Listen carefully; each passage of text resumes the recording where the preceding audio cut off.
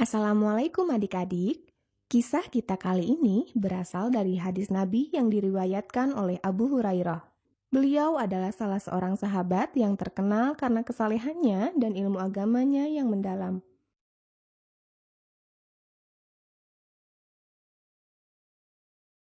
Pertolongan Allah untuk orang yang jujur. Kisah ini bercerita tentang dua orang pemuda Bani Israel. Salah seorang pemuda mendatangi temannya untuk meminjam uang sebesar 1.000 dinar. Lalu si pemberi pinjaman ini berkata, "Apakah engkau dapat menghadirkan saksi untuk menyaksikan transaksi pinjaman ini?" Si peminjam berkata, "Cukuplah Allah Subhanahu wa Ta'ala yang menjadi saksi." Si pemberi pinjaman setuju dengan perkataan temannya yang hendak meminjam uang, namun masih ragu, sehingga ia pun berkata, "Apakah engkau dapat menghadirkan seorang penjamin yang dapat menjamin kembalinya pinjamanku?" Si peminjam pun berkata, "Cukuplah Allah Subhanahu wa Ta'ala sebagai penjamin." Si pemberi pinjaman ini berkata kepada temannya, "Engkau benar, baiklah, aku akan memberi pinjaman 1.000 dinar kepadamu, dan engkau berjanji akan mengembalikannya pada waktu yang telah ditetapkan."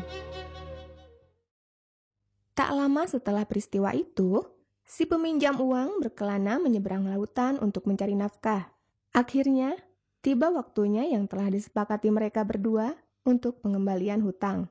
Si peminjam uang adalah seorang pemuda yang jujur. Dia menepati janjinya dengan mengumpulkan uang untuk dikembalikan kepada temannya. Akan tetapi, hingga waktu yang telah ditentukan, ia tidak berhasil mendapatkan perahu ataupun kendaraan untuk pulang dan membayar hutangnya.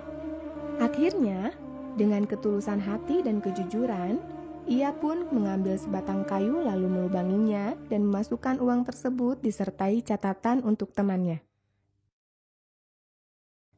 Selanjutnya, ia membawa kayu tersebut ke laut dan berdoa kepada Allah. "Ya Allah, sungguh engkau mengetahui bahwa saya meminjam uang ini kepada si Fulan. Dan saya berkata kepadanya bahwa engkaulah yang telah menjadi saksi. Sungguh, saya sangat sulit untuk menemukan kendaraan pulang, hingga saya menitipkan uang ini kepadamu." Selanjutnya, ia pun menghanyutkan batang kayu tersebut ke laut. Setelah melakukan itu, ia pun kembali berusaha mencari jalan pulang dengan sekuat tenaga. Atas izin Allah, kayu tersebut ditemukan oleh temannya yang meminjamkan uang kepadanya.